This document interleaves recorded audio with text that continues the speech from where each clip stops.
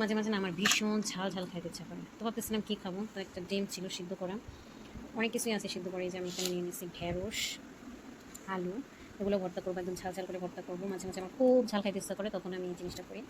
এই যে একটু মরিচ দিয়ে দিলাম, যেহেতু এটা শুধু আমি খাবো তাই আমার জন্য বানাচ্ছি। একটুখানি দিয়ে দিলাম লবণ, এরপরে হচ্ছে দেবো একটুখানি সরিষার তেল, অল্প একটু দিয়ে দেবো। এবার এটাকে চটকে ডিমটাকে একদম ভালোভাবে মাখায় নেবো। ভর্তা খাইতে কারটা ভালো লাগে অবশ্যই কিন্তু কমেন্ট করবা। আর আমার এই ভর্তা দিকে কার জিব্বায় জল আসতেছে, জিব্বায় কিন্তু জল আনন যাইতো না, যতই ভালো খাওন দেখা হোক না কেন, জিব্বায় কিন্তু জল আনন যাইতো না রে বাবা। জিব্বায় জল আনলে কিন্তু তাইলে সব খেলা কিন্তু শেষ হয়ে যাবে। বাবারে বাবা, মরি তো লোল করতে আছে, জিব্বে তোমার গোর কথা আর কি কম, মরি লোল করে জিতে আছে। তো যাই হোক, হয়ে গেছে আমার ডিম ভর্তা, এটা আমি নিয়ে নেবো এখন প্লেটে। কারা খাবা ডিম ভর্তা, তাড়াতাড়ি চলে আসো। দরকার নাই, একটা ডিম ভর্তা করছি, আবার চলে গেলে এনে এসে আবার বাদ দিন কমে থাকো তোমাকে। আমার মোটেও মুড নাই বলে কেউ বাদ দেওয়ার, তারপরে যদি তোমরা কোয়েন্সিডেন্সলি চলেই আসো তাহলে তো আমাকে দিতেই হবে। তো এটা আমি রেখে দিলাম প্লেটে, প্লেটের উপরে আমি আবার একটা গ্লাস রাখছি। তো যাই হোক, এই নিলাম আমার হচ্ছে ভর্তা, ডিম ভর্তা। এরপরে আমি করবো আলু ভর্তা। আলু ভর্তা কার কার ভালো লাগে শুকনো মরিচ দিয়ে অবশ্যই কিন্তু কমেন্ট করে জানাবা। আর এক পিস আছে, যে একটা আলু 2 পিস করে নিছি, তারপরে হচ্ছে সিদ্ধ করছি ভালো মতো, মনে সিদ্ধ আনেন। তো যাই হোক, খাবলেই মবলি যেভাবেও কেটে ভর্তা করিয়ে সারমো, কারণ খাওয়ার যখন মুড হয়েছে তখন খাইয়েই তো সার। খাওয়া সারার জগতে আর আছে আর কি ক্ষতি তোমরা। হ্যাঁ, তোমরা কারা কারা এমনি ভর্তা হয়ে খাও মুড ভালো থাকলে কমেন্ট করে জানাও। বিশেষ করে আমার ঘরে যেদিনকে আমি লাউ রান্না করি সেদিন আমি এরকম ভর্তা বানিয়ে শুরু করে দিই।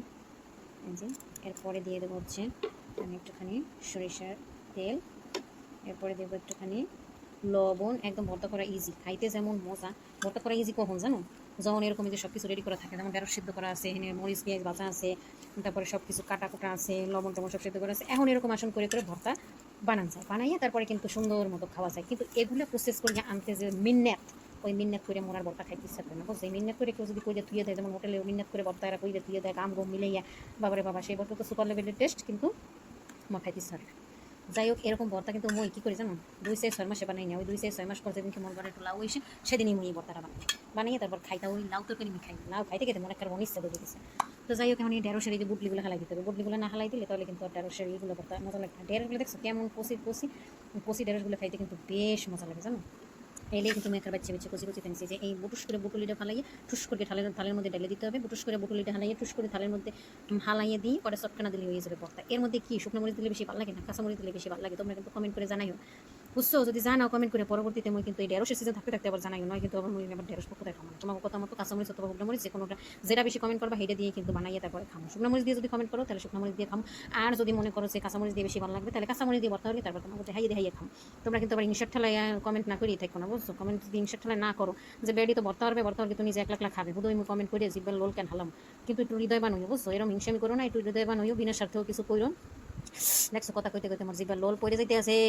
তাড়াতাড়ি তাড়াতাড়ি বর্তাটা হয়ে যায় অটোমেটিক, যদি সো মন্তর সু দেওয়ার সাথে সাথে যদি বর্তাটা হয়ে যেত কত মজা হইতো। কত আলাদিনের একটা সিরেক পাইলে মুই খেলে এই কইতাম যে আরে আমার একটু ডাইন দিয়ে যাও, আমার একটু বর্তা বানিয়ে দিয়ে যাও, আমি দুনিয়ার বর্তা খাইতাম যদি আলাদিনের সিরেক পেতাম। একবার 1 শাসি 10-12টা ভর্তার কথা কইয়ে দিতাম, বানাই দিত, বুঝছো?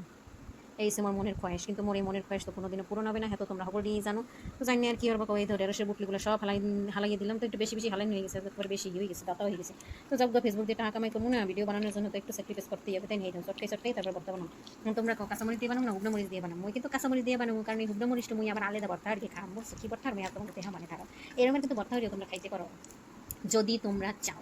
তো যাই হোক, এখন মই একটু লবণ দিয়ে দিতেছি, লবণটা একটুখানি বেশি মতো করে, আরে বেশি মনে করে গেল লবণ, বুঝছো? এটা পেঁয়াজের মধ্যে দিয়ে দিই। আর এই যে দেখছো চটকা নিয়ে যে মরিচটা আছে না, এটা দিয়ে ভর্তা আমার কাছে মনে হয় ঢেঁড়স কিন্তু এই যে দিয়ে কাঁচামরিচ দিয়ে ভর্তা হলে বেশি মজা লাগে, বুঝছো? কাঁচামরিচ এই দিয়ে দিলাম, পেঁয়াজ পেঁয়াজটা এবার কিন্তু বেজে লইছি, হালকা নরম করে লইছি, একেবারে বেশি কাজে নেবো সেই কি ফাইন ফাইন লাগে। আরে কপাল, এই বর্তা দেখে মোটাকে লোল পরে যেতে আছে অবস্থা। অবস্থা দেখো, কার কার আমার মতো বর্তা দেখে লোলমোল করে গেছে। এখন একটু সরষের তেল দিতে হবে, খারাপ মনে একটু সরষের, এই দেখো কতখানি কপাল করে সরষের তেল ঢেলে দিয়ে একদম ভর্তা করে গেছি।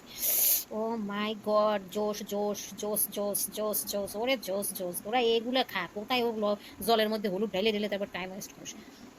তো যাই হোক, তোমরা কারা কারা খাইবা কমেন্ট করো, আর যদি বেশি লোল পড়ে তা কিন্তু চলে আসতে পারো। টাটা বাই বাই, দেখা হবে পরবর্তী ভিডিওতে। Good night.